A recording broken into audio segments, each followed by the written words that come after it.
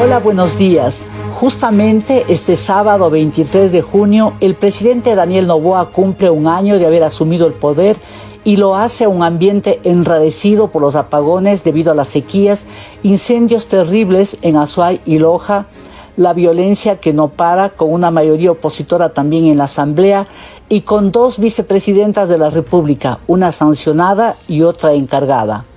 El presidente candidato pues busca la reelección, sigue siendo la primera opción electoral con miras a las elecciones que se realizarán el 9 de febrero próximo, pero en los últimos días está enfrentando manifestaciones. Mientras tanto, no hay diálogo a la vista.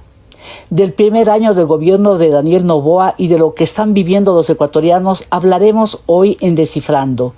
Saludos a quienes nos escuchan en centroecuador.es y en 97.7 FM, en Antena 1 en Cuenca, también en Voces Azuayas, en Facebook y en YouTube. Les invito a suscribirse al canal de YouTube Descifrando con Talía Flores.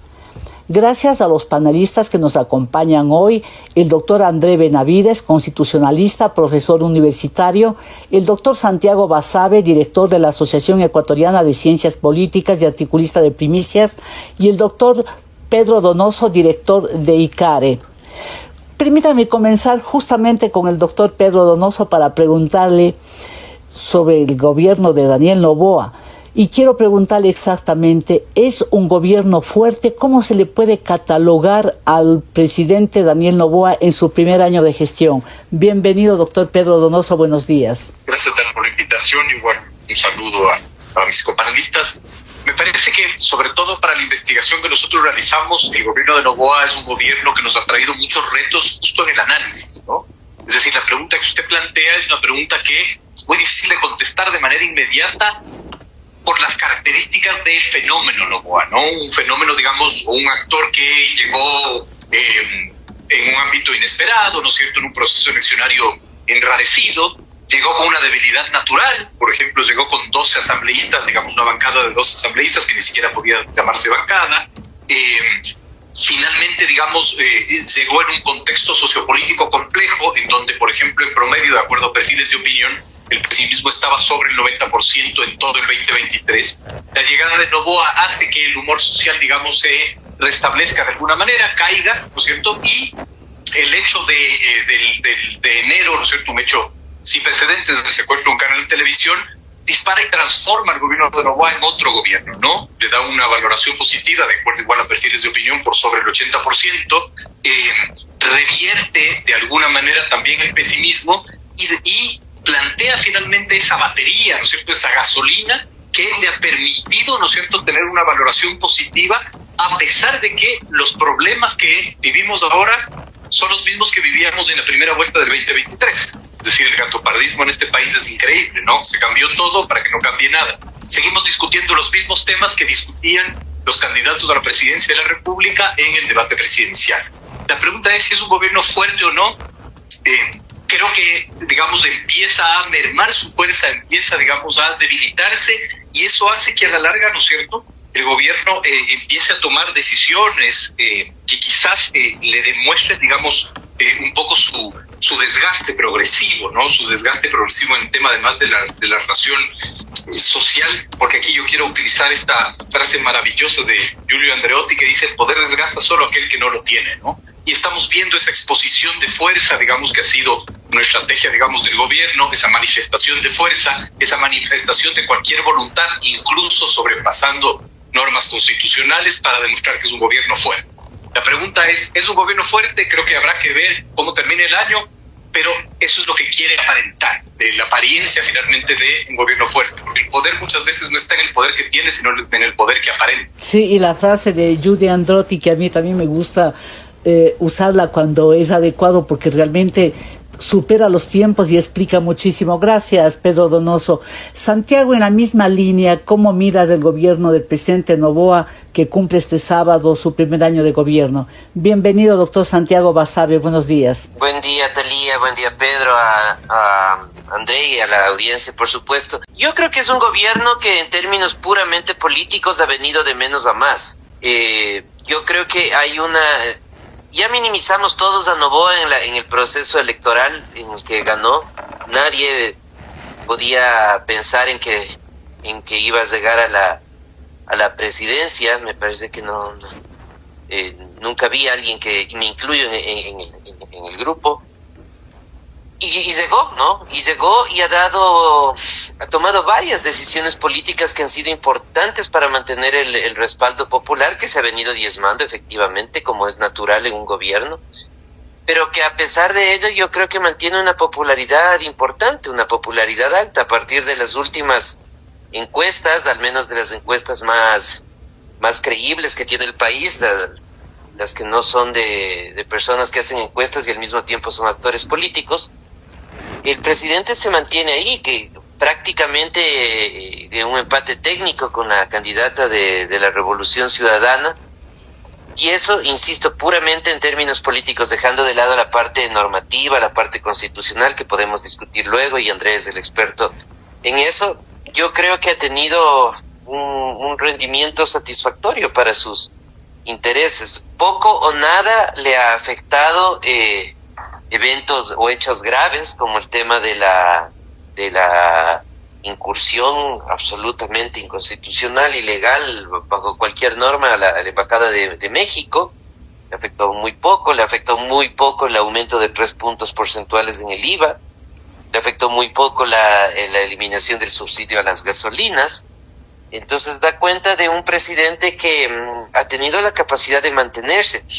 Claro, quizás ahí la pregunta ¿es por esta habilidad propia del presidente o es por una cuestión más estructural, más social, que da cuenta de un país que está que es parco respecto a la vida política de los últimos años? Puede ser también esa la razón, pero en términos generales yo creo que Noboa sigue ahí presente con una popularidad importante nuevamente, y con opciones reales al día de hoy de llegar a la segunda vuelta, y por qué no decirlo, con opciones también reales de ejercer un mandato completo, ¿no? Un mandato por 4 años. Y si habría que ponerle un sello que identifique al presidente Noboa, ¿cuál sería ese, Santiago? Yo creo que el de los golpes de efecto. El presidente da golpes de efecto en momentos claves que tienen respuestas favorables de la población, parecería ser. Todo esto a juzgar por las encuestas de opinión pública que circulan, detenciones específicas, órdenes de prisión en momentos claves, manejo de varias instancias jurisdiccionales que el gobierno las maneja abiertamente, que es muy difícil pensar en contrario.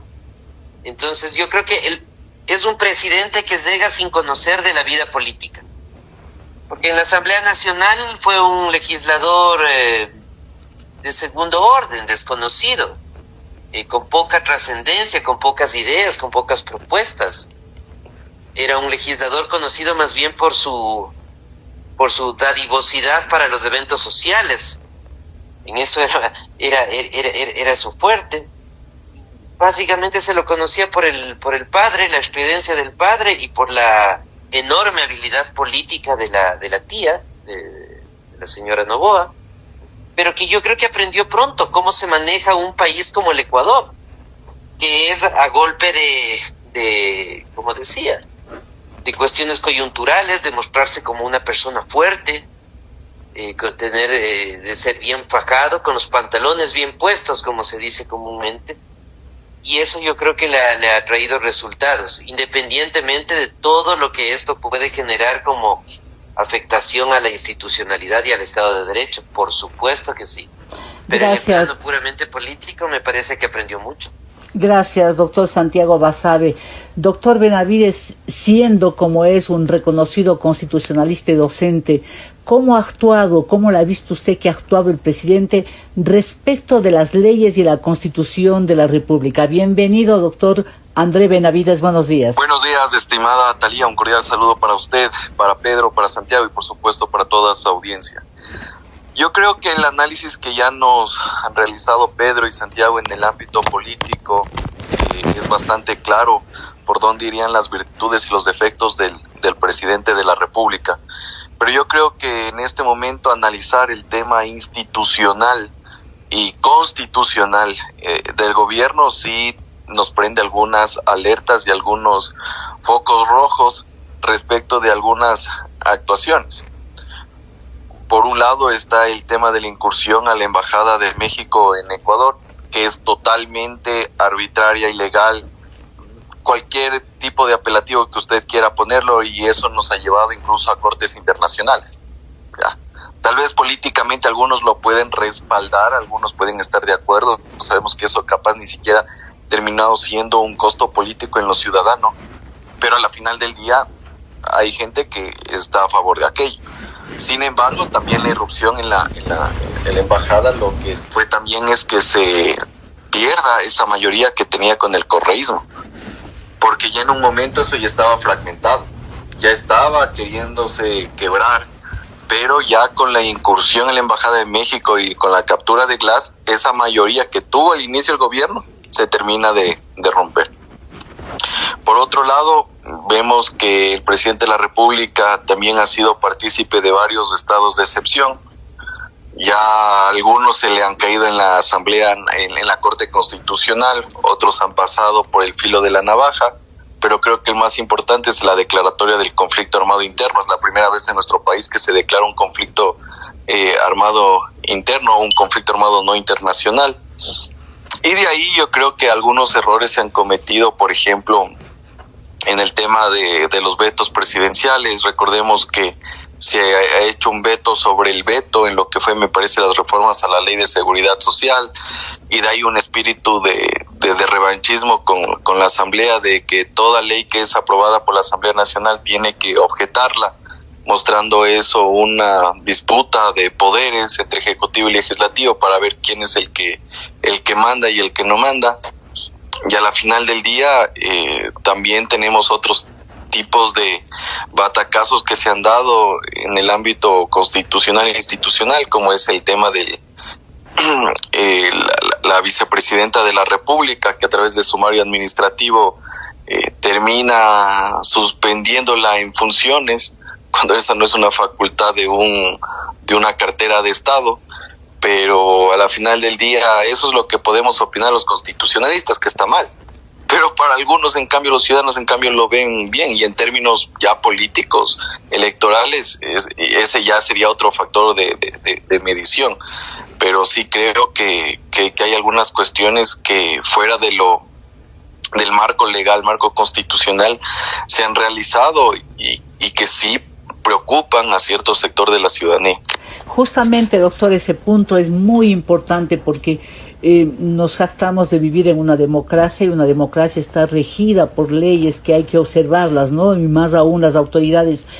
Cuando la sociedad alienta, por ejemplo, que se rebase en esas leyes, o sea, y respeten esas leyes, con tal de que se haga lo que el mandatario quiere y también lo que la ciudadanía quiere. En este caso hay una especie de ojeriza colectiva contra la vicepresidenta. ¿Cómo se explica a una sociedad que eso es una cuestión, pero aparte está la ley? ¿O en qué estado de situación estamos en lo legal, doctor Benavides? El problema aquí es que prácticamente yo creo que la ciudadanía ya está cansada de ver este tipo de situaciones, pero ese cansancio también le ha llevado a un tema de comodidad.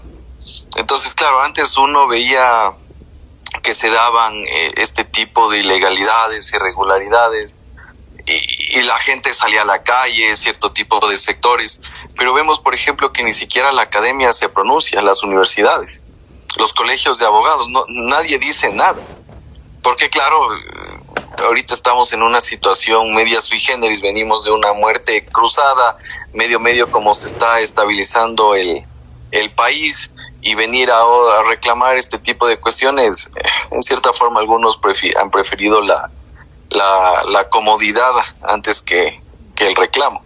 Y otros sectores más bien están preocupados en ver cómo se van formando los cuadros políticos de cara a un año preelectoral, y que de hecho ya estamos a prácticamente 2 meses de la campaña electoral. Entonces, quemarte en ese tipo de asuntos, algunos parece que no les en realidad no es no trae réditos políticos, y muestra de aquello es lo que ha ocurrido en la Asamblea Nacional.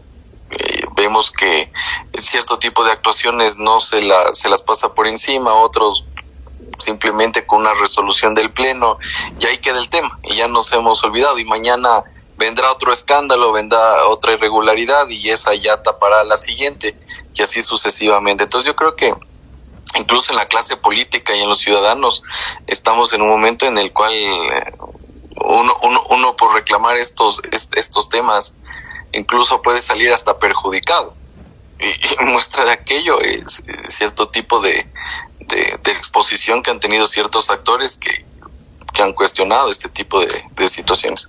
Gracias, doctor André Benavides. Pedro Donoso, con lo que han dicho tanto, bueno, usted también en su primera intervención, pero con lo que dijo el doctor Santiago Basabe, ha dicho el doctor André Benavides, Santiago hablaba de los golpes de efecto y hablaba de que igual está primero, no es la primera opción, y con lo que ha dicho el doctor André Benavides, que claro, a veces se toman decisiones totalmente al margen de la ley, pero que a la ciudadanía le da igual, y que, como decía Giulio Andreotti, el poder se pierde solo cuando no se tiene. En este caso, está haciendo lo que debe hacer un gobernante para sostenerse en el poder. Pedro Donoso, hablando del presidente Noboa. Sí, es como complicado determinar si es que está haciendo lo que tiene que hacer para sostenerse en el poder, porque hay muchas variables, digamos, ¿no? Nosotros podríamos hablar de la realpolitik o de la política en general en sí mismo, ¿verdad?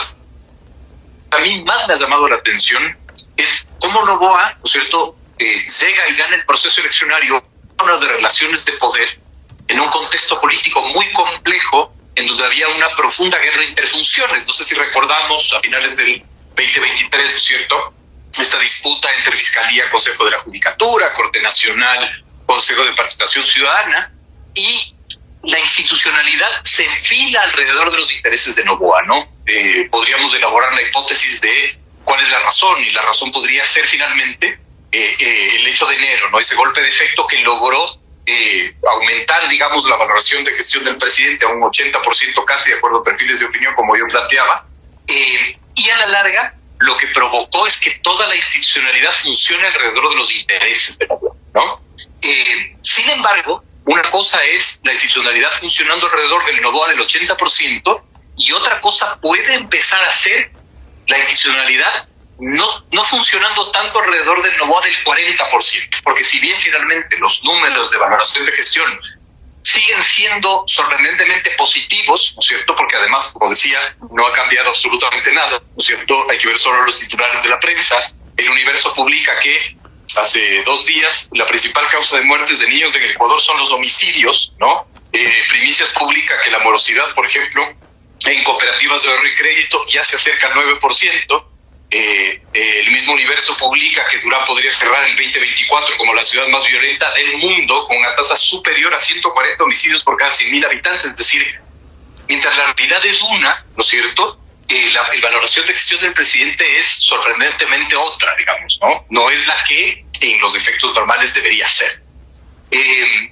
Creo que Noboa, si bien ha vivido de los golpes de efecto, yo concuerdo con el doctor Basabe en ese sentido, el tema es hasta cuándo la dosis de realidad le sirve para vivir de golpes de efecto, ¿no? Y ahí podría estar la diferencia entre el Noboa transicional y el Noboa, digamos, de 4 años, si es que finalmente logra ser elegido. Creo que todo está muy difícil para determinar si es que Noboa está haciendo las cosas que debe hacer para sostenerse en el poder. Creo que muchas veces no solo depende de él, y ese margen de maniobra se reduce, como planteo, cuando la institucionalidad ya no le es funcional, ¿no? Cuando ya no puede utilizar a la Fiscalía para irse en contra de la vicepresidenta, y la demostración de esa pérdida de poder es que emitas un sumario administrativo de tu Ministerio del Trabajo, por ejemplo, ¿no? O finalmente ya no puedas irte contra Topic con otras funciones del Estado y te vayas obviamente con Arcotel, que es parte del Ejecutivo. Esas son demostraciones quizás de este desgaste que estamos palpando.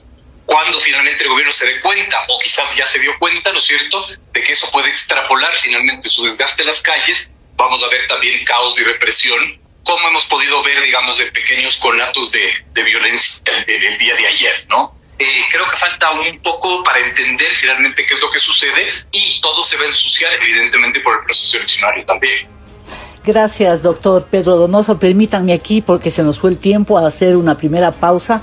A la audiencia le invito a enviar sus comentarios a la cuenta ex @TaliaFloresF y también al Facebook. Ya volvemos. Inicio de espacio publicitario.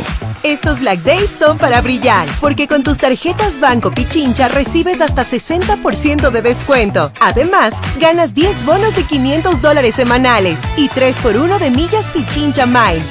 Banco Pichincha, en confianza. Aplican condiciones.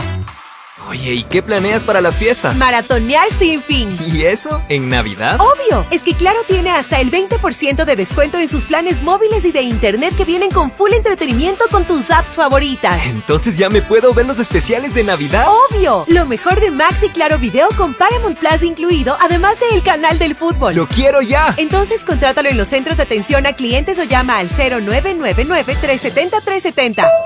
Válido desde el 8 de noviembre al 8 de enero del 2025. Más información y condiciones en claro.com.es. Fin de espacio publicitario. Continuamos en Descifrando con Thalía Flores, una revisión de los hechos más importantes de la semana. Gracias por seguir con nosotros. Estamos dialogando con el doctor André Benavides, constitucionalista, profesor universitario, el doctor Santiago Basabe, director de la Asociación Ecuatoriana de Ciencias Políticas y articulista de Primicias, y el doctor Pedro Donoso, director general de ICARE.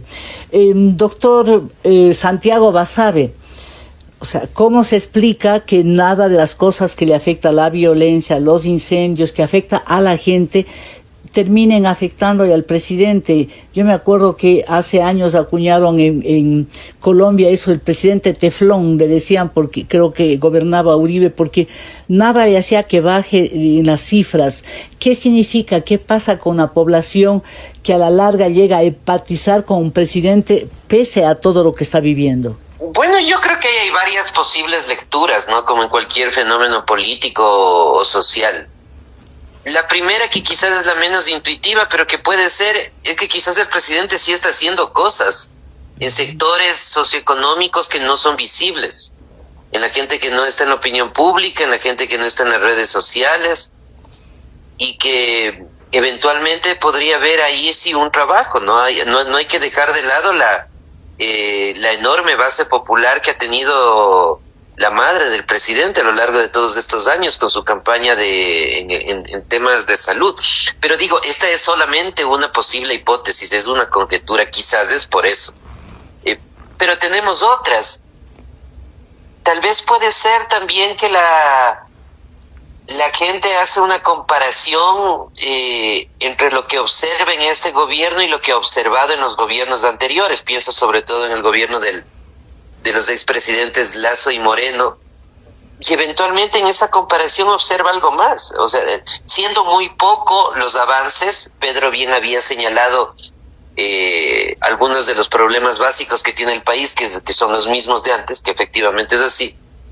Pero quizás la gente al comparar observa algo más en este gobierno que nosotros. No mucho, pero algo. ¿Qué se refiere a tomar decisiones como, por ejemplo, arriesgarse y sacar de la Embajada de México a Glass, que estaba siendo reclamado por todo el país de que vuelva a la cárcel, ir a Durán vestido de camuflaje y en una tanqueta para encarar los problemas de violencia en un país que ya estaba declarado, como recordaba el doctor André Benavides, en estado de guerra interna?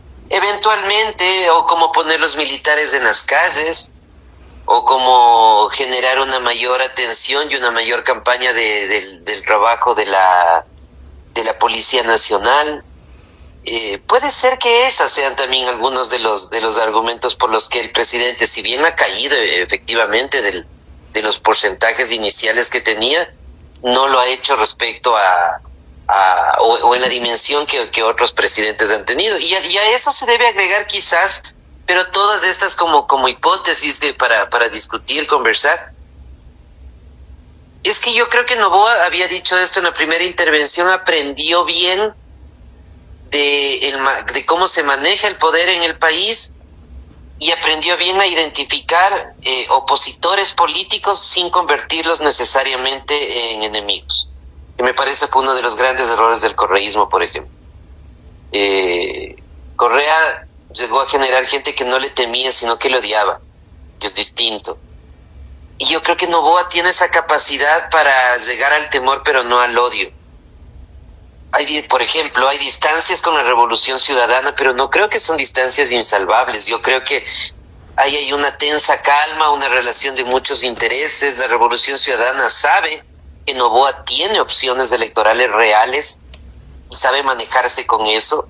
El Partido Social Cristiano, ni se diga, Construye también va en la misma línea. El presidente no ha generado una disputa abierta con los medios de comunicación, quizás conocedor de los efectos nocivos que eso le puede generar.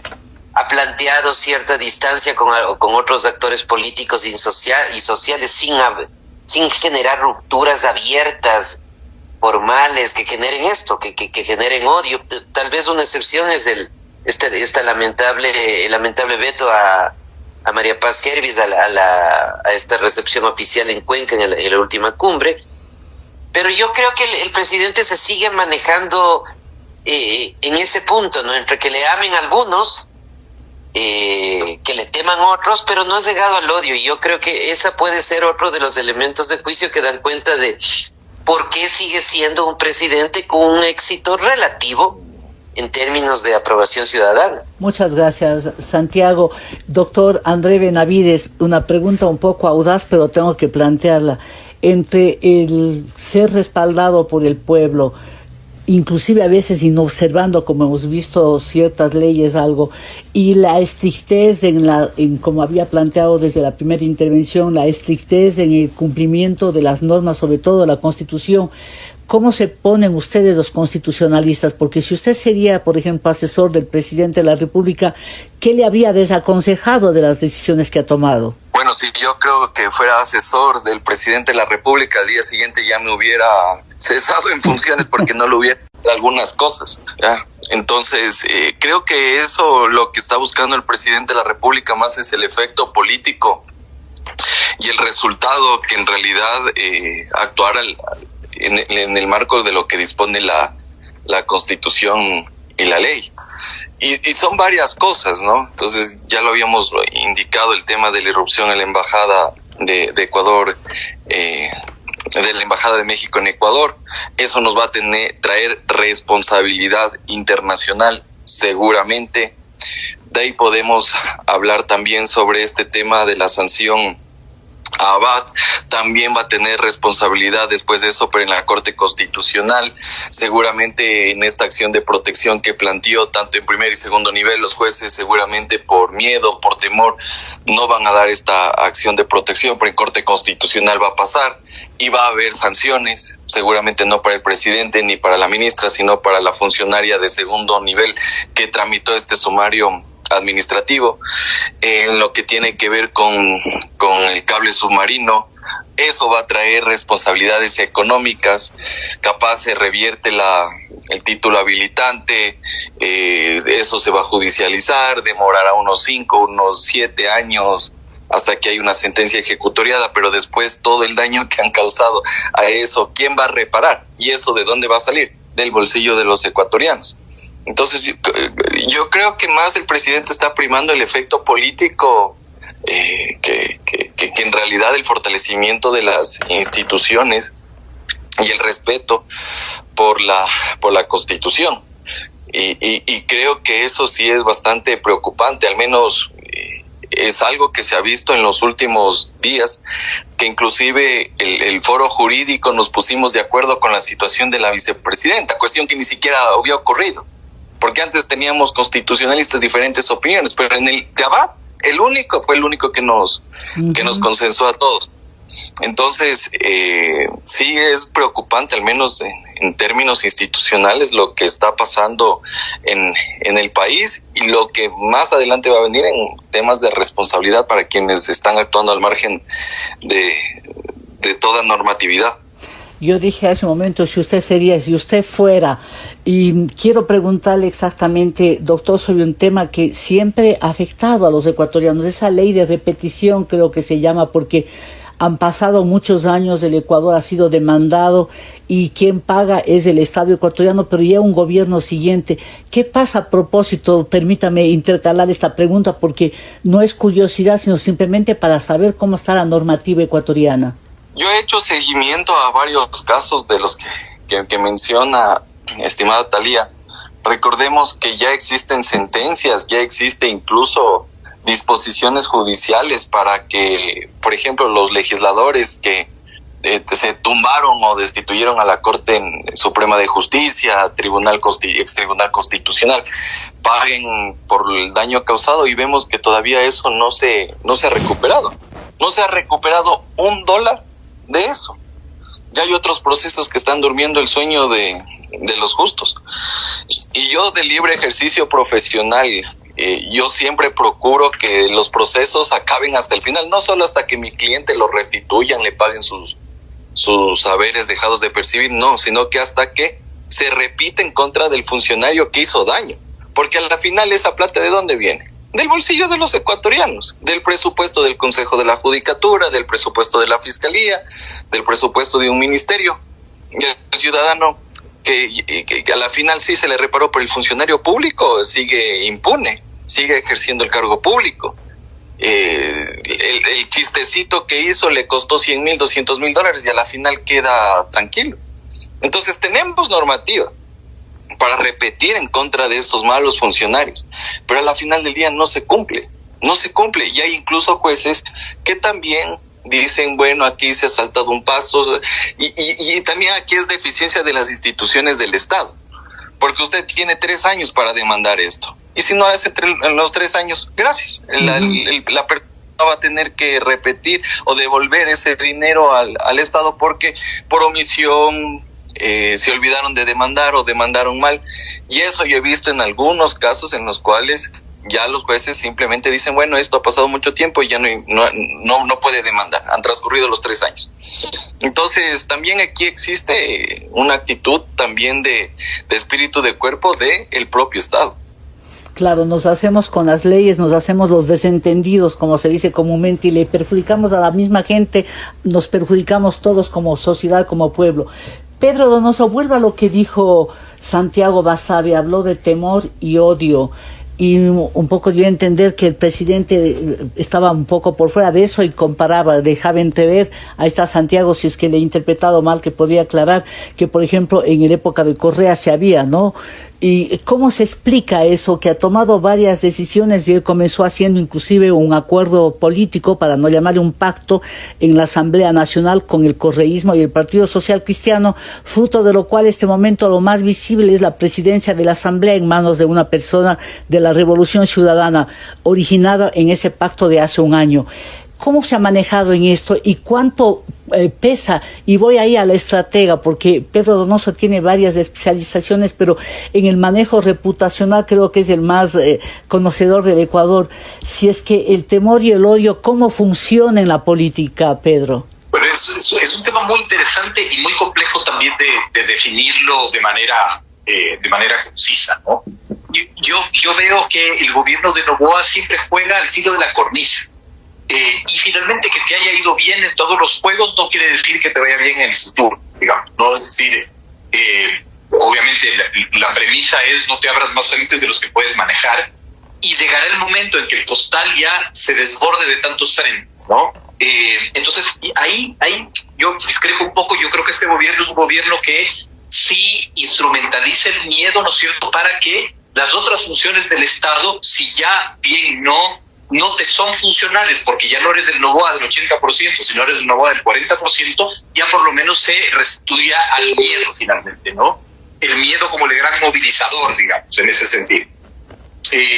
Creo que es importante entender finalmente que ese miedo replantea las relaciones políticas, ¿cierto? Ese miedo hace que de una u otra manera, ¿no es cierto?, yo no tenga que ni siquiera levantar el teléfono porque sé que el Tribunal Contencioso Electoral, por poner, digamos, un ejemplo, pueda fallar con los intereses a mi favor, ¿no? Entonces creo que el miedo es un gran movilizador, pero también tiene una fecha de expiración, ¿no? También tiene un límite, y ese límite es, ojalá finalmente los frentes no se te unan para formar un gran frente. Y eso podríamos ver en cómo se extrapola la movilización social, digamos, a las calles en ese sentido. Santiago, y entonces hay hechos, ¿no?, que se comprueban, que escuché en algunos medios de comunicación un listado de acciones que se demostrarían, al contrario, que el gobernante sí utiliza eso de yo tengo este momento el poder. Pero yo quisiera que más vale me resuelve el tema de, ya dijo usted al inicio que la sociedad ve que le está resolviendo algunos temas, pero los cortes de luz han llegado al límite. Si realmente eso no le ha afectado, ¿qué juega para que el presidente siga manteniendo eso? Porque su nivel alto y sobre todo la empatía con la sociedad, son los jóvenes los que están definiendo hasta este momento las cifras de respaldo que tiene, o dónde se encuentra realmente la explicación, Santiago Basabe. Bueno, eventualmente sí, los jóvenes, ¿no? En general se menciona que el voto joven es el que les llevó a Noboa a la presidencia.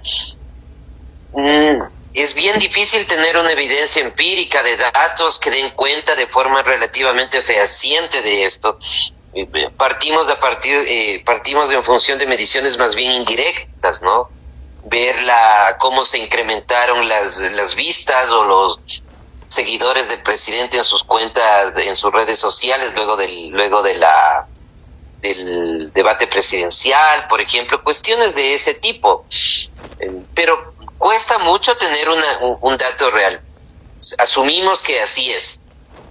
Y otro elemento que podría dar cuenta de eso, de estos ciertos indicios, es que la gente joven, la gente muy joven, la gente entre 16 y 18 años, por ejemplo, que en el Ecuador vota, que eso es una cuestión llamativa, ¿no? Estos chicos de 16 años no pueden comprar una cerveza, pero pueden elegir al presidente de la República. Eso pasa solo en una banana república. O sea, el chico de 16 años no puede conducir un vehículo y puede elegir la Asamblea Nacional. Eso pasa solo acá. Más allá de Banana República, ¿de qué país habla un país de esa naturaleza, con esos requisitos y esos condicionantes? Bueno, habla de la Constitución del 2008, habla de la Constitución de los 300 años, habla de eso, habla de esa Constitución que en buena parte tiene cosas inexplicables. Y que por ahí los asambleístas constituyentes siguen caminando por la calle sin rendir cuentas a nadie. Y muchos de ellos criticando la Constitución que ellos mismos hicieron. Pero decía, esta gente, estos chicos de entre 16 y 18 años, y yo creo que la gente hasta los 30 incluso, más o menos, es gente que no vivió el correísmo.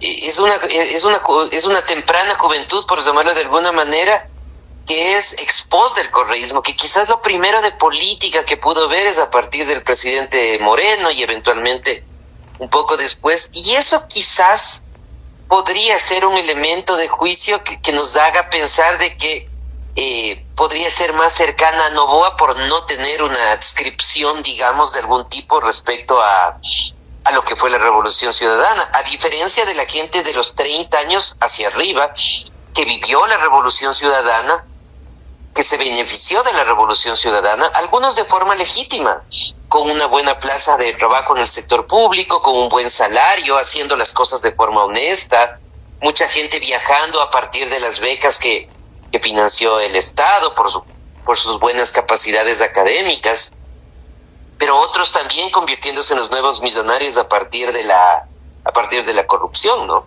O sea, en algún momento valdría la pena hacer una investigación sobre la cantidad de nuevos ricos que tiene el país fruto de la corrupción de esos 10 años. Hay muchísima gente, no en las altas esferas, en las clases medias. Entonces, esa gente quizás es mucho más leal a la Revolución Ciudadana, pero menos la gente muy joven, a la que me refiero, de 30 hacia abajo, y quizás ese podría ser otro indicio de posibles seguidores de Noboa, y eso de alguna manera nos podría también dar algunas luces respecto a por qué, a esta gran pregunta, ¿no? ¿Por qué Noboa sigue manteniendo un éxito relativo respecto a la población, a pesar de que no es un gobierno con resultados abiertamente positivos, donde se ha reducido claramente la inseguridad, donde se ha reducido claramente la desnutrición infantil, donde ha aumentado el empleo. Porque si eso fuera, bueno, ahí tienes la explicación, pero no es el caso. Y a pesar de eso, como creo que todos estamos de acuerdo, el gobierno sigue teniendo aire, sigue teniendo posibilidades políticas, al menos para la elección que viene. Así es, y como dije en la introducción, hasta la fecha de hoy, que cumple justo un año de estar en el poder, es la primera opción, refiriéndonos y teniendo de guía las encuestas, que es la única manera de medir. Permítanme hacer aquí una nueva pausa, recordándole a la audiencia que Descifrando puede ser escuchado en 97.7 FM, en centroecuador.es, en Antena 1, en Voces Azuayas y en YouTube. Inicio de espacio publicitario. Oye, ¿y qué planeas para las fiestas? Maratonear sin fin. ¿Y eso en Navidad? Obvio, es que Claro tiene hasta el 20% de descuento en sus planes móviles y de internet que vienen con full entretenimiento con tus apps favoritas. Entonces ya me puedo ver los especiales de Navidad. Obvio, lo mejor de Max y Claro Video con Paramount Plus incluido, además del canal del fútbol. ¡Lo quiero ya! Entonces contrátalo en los centros de atención a clientes o llama al 0999-370-370. Válido desde el 8 de noviembre al 8 de enero del 2025. Más información y condiciones en claro.com.es. Estos Black Days son para brillar, porque con tus tarjetas Banco Pichincha recibes hasta 60% de descuento. Además, ganas 10 bonos de $500 semanales y 3x1 de millas Pichincha Miles. Banco Pichincha, en confianza. Aplican condiciones. Fin de espacio publicitario. Esto es Descifrando, un programa de opinión con Thalía Flores. Continuamos, están hoy en Descifrando con nosotros la participación del doctor Pedro Donoso de ICARE, el doctor Santiago Basabe, politólogo y articulista, y el doctor André Benavides, constitucionalista y profesor universitario. Con él voy, con el doctor Andrés Benavides, para que nos diga sobre un tema, dos cosas. Hay el rumor, ¿no? Porque ahora corren, y de eso es experto a propuesto Pedro Donoso, de la posverdad y de toda la información que a veces la mayoría se cree. No he leído como noticia ni como referencia en un medio de los que yo creo. Pero hablan, doctor, y esa es la pregunta, de que habría una sentencia de la Corte Constitucional que dice que los presidentes que completen el mandato de otro presidente no son candidatos a la reelección, sino solamente candidatos. Si esto fue así, significa que no necesita ni siquiera pedir licencia el presidente. Explíquenos eso, doctor André Benavides. Primeramente, ¿existe esa sentencia de la Corte? ¿Funcionaría para ahora? Creo que es necesario tomar en cuenta esto a partir de una cronología. En el año 2009, un ciudadano, un exfuncionario público, presenta una consulta a la Corte Constitucional respecto del alcance de varias disposiciones que tiene que ver con el orden de sucesión presidencial cuando se da una muerte cruzada. Estamos hablando del año 2010, ¿sí? Y en efecto, la Corte Constitucional lo que nos dice que ese periodo por el cual usted completa un mandato porque ha habido una muerte cruzada no se deberían contabilizar de cara a una reelección presidencial. Ya, entonces, como tal, la Corte Constitucional en efecto le dice, sí, esos años no se computan como una reelección, no estamos hablando de una reelección, ya. Pero esa es una sentencia del año 2010. Pero en el año 2020 se reforma el Código de la Democracia, y ese Código de la Democracia lo que nos dice es que todos aquellos que están optando por una reelección, es decir, que ahorita estás ocupando un cargo público, un cargo de elección popular, y vas a optar por una reelección a ese mismo cargo de elección popular, tienes que pedir una licencia para hacer campaña electoral. Porque eso tiene cierto tipo de lógica, que tú compitas en igualdad de condiciones que las otras personas que no tienen en ese momento todo el aparataje estatal.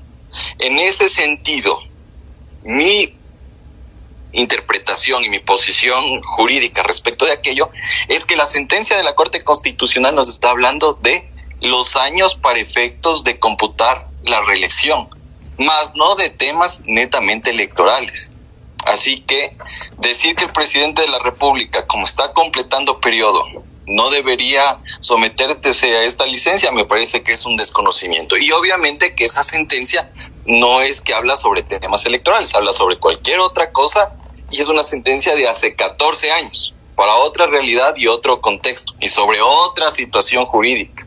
Así que el presidente de la República, en mi opinión, tiene, como cualquier dignatario, tiene que pedir licencia para hacer campaña electoral. Y de hecho se deduce que así deben interpretar en Carondelet, de lo contrario no habría el propio presidente designado encargándole la presidencia a la doctora Sarija Moya, ¿no?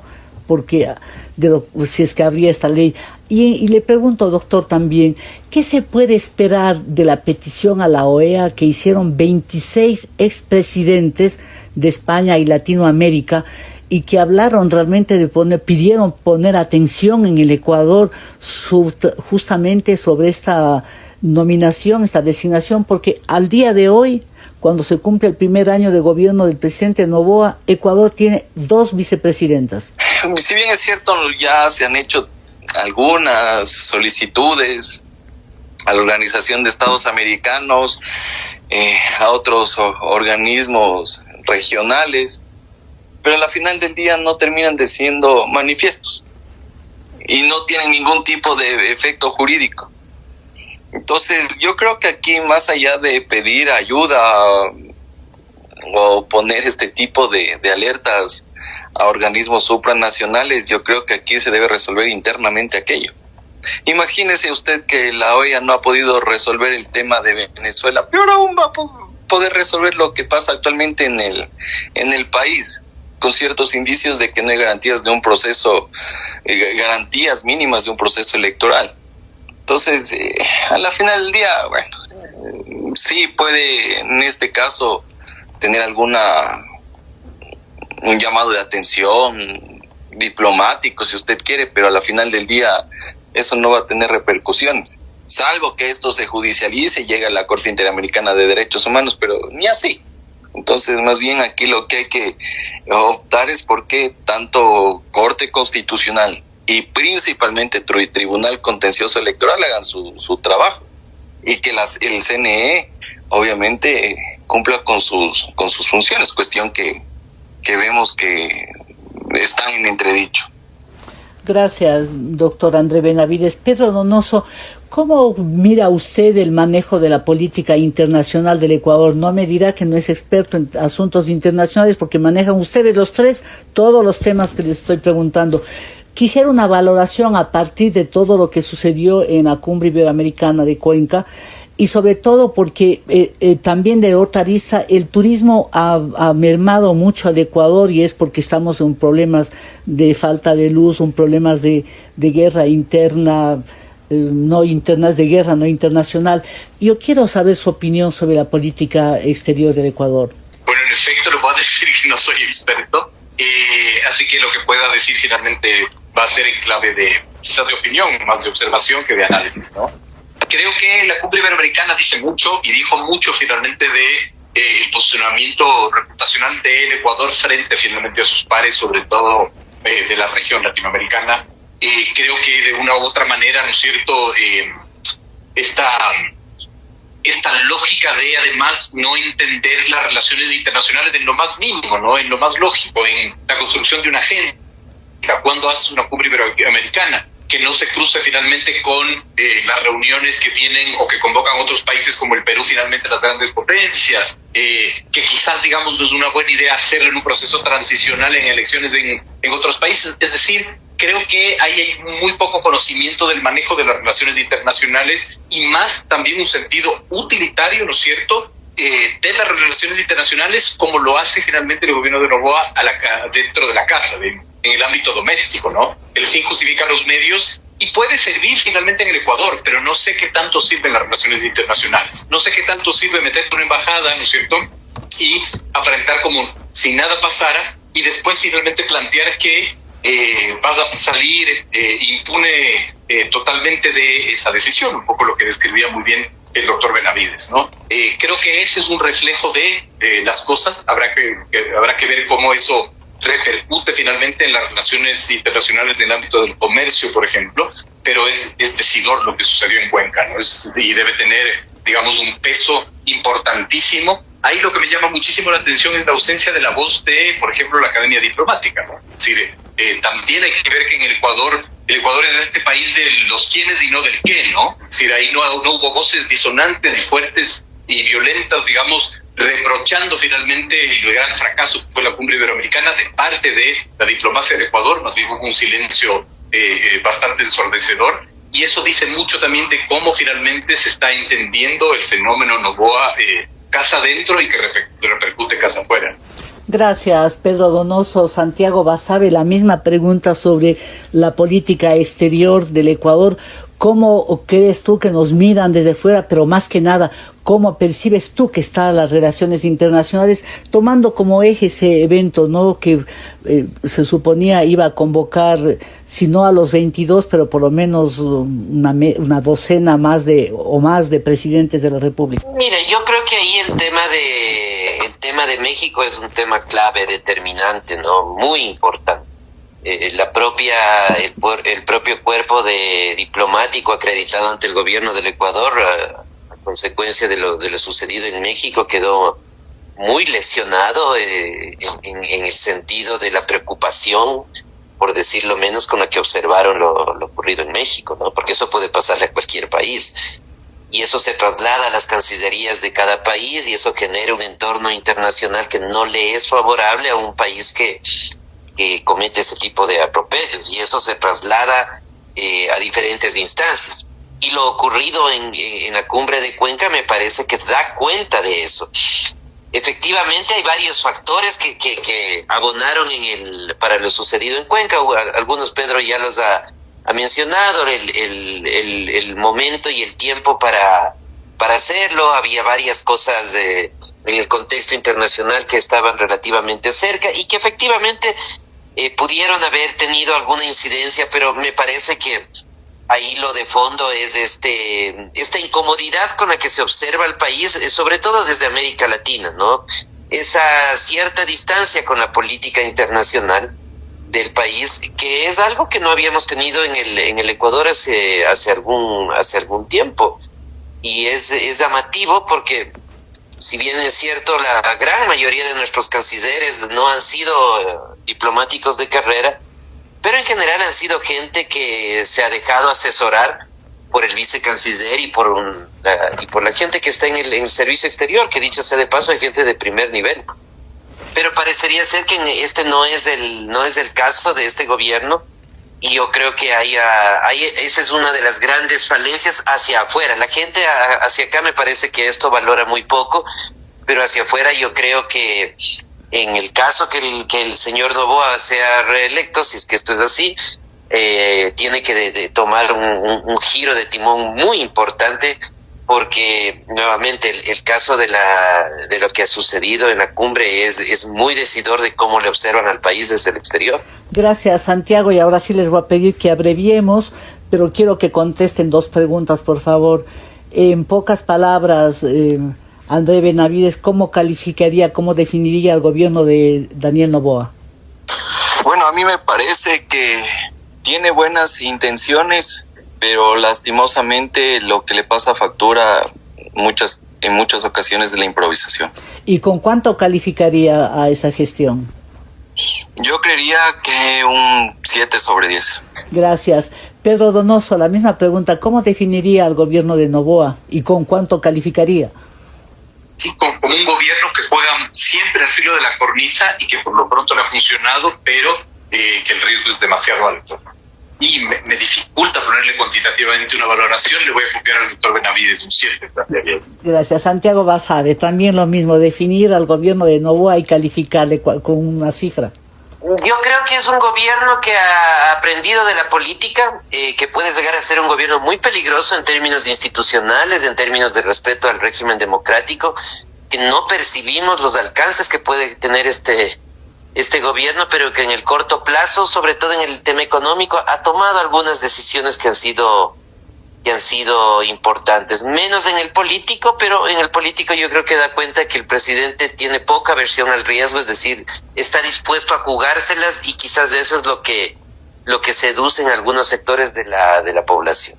¿Y la calificación? Y en términos de calificación, que es un poco difícil, pero yo le pondría un 7.5, digamos, sobre 10 de este primer año. Gracias, muchas gracias a los tres. Hagamos aquí una brevísima pausa para volver con la pregunta cuya respuesta genera gran expectativa en la audiencia. Ya volvemos. Inicio de espacio publicitario. Estos Black Days son para brillar, porque con tus tarjetas Banco Pichincha recibes hasta 60% de descuento. Además, ganas 10 bonos de $500 semanales y 3x1 de millas Pichincha Miles. Banco Pichincha, en confianza. Aplican condiciones. Oye, ¿y qué planeas para las fiestas? Maratonear sin fin. ¿Y eso en Navidad? Obvio, es que Claro tiene hasta el 20% de descuento en sus planes móviles y de internet que vienen con full entretenimiento con tus apps favoritas. Entonces ya me puedo ver los especiales de Navidad. Obvio, lo mejor de Max y Claro Video con Paramount Plus incluido, además del canal del fútbol. ¡Lo quiero ya! Entonces contrátalo en los centros de atención a clientes o llama al 0999-370-370. Válido desde el 8 de noviembre al 8 de enero del 2025. Más información y condiciones en claro.com.es. Fin de espacio publicitario. ¿A quién le ha ido bien y a quién le ha ido mal en esta semana? Descifrando con Thalía Flores. Estamos de vuelta y la pregunta está planteada. ¿A quién ha ido mal esta semana, Santiago Basabe? Yo creo que le ha ido mal a la ministra de Trabajo, ha sido el centro de atención y el punto de críticas de diversos sectores, de todos los sectores del país. Ese me parece que es el actor al que esta semana le fue mal. Pedro Donoso, ¿a quién ha ido mal? Sí, yo concuerdo que es al gobierno, digamos, en general. Esta semana no ha sido positiva, digamos, ha habido como varios tropezones, sobre todo en enfrentar la revuelta social que empieza a tener forma. André Benavides, ¿a quién ha ido mal? En esta semana, a quien le ha ido mal ha sido a la selección colombiana. Vemos que el resultado de Ecuador le ha generado un golpe bastante fuerte, que incluso han bajado un par de posiciones en la tabla de clasificación. Y para que nos quede un sabor agradable para el fin de semana, ¿a quién ha ido bien, Santiago Basabe? Es más o menos, sigo en la línea de André. Evidentemente al país, a partir de ese triunfo enorme de la selección en Barranquilla, que le da un soplo de esperanza al país en medio de tantas dificultades políticas. A Pedro Donoso, ¿a quién ha ido bien? Sí, yo sé que debería decir Aicare, porque ayer lanzamos un libro al cual les invito a todos a adquirirlo, se llama Cuentos de Crisiología, pero no puedo decir que eso es más importante que la ganancia en Barranquilla, así que a la selección ecuatoriana. André Benavides, ¿a quién ha ido bien esta semana? Yendo por la misma tónica, la selección ecuatoriana, pero principalmente a nuestro arquero Hernán Galíndez. Gracias a los panelistas que han estado hoy con nosotros en Descifrando y a ustedes, amigas y amigos, por su fidelidad. Envíen sus comentarios a la cuenta de ex @ThalíaFloresF y también al Facebook. Les espero la próxima semana. Gracias, chao. Aquí termina Descifrando con Thalía Flores.